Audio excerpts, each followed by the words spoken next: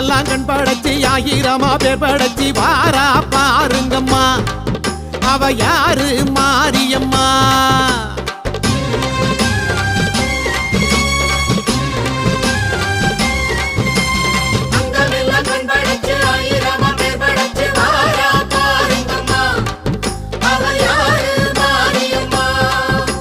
கண்ணபுரத்தா அவ என்ன படைச்சா சித்திரையில் முத்தடுக்க கொள்ளிடத்து ஆத்து பக்கம் வாரா மாரியம்மா இப்ப வாரா ஊர்வலமா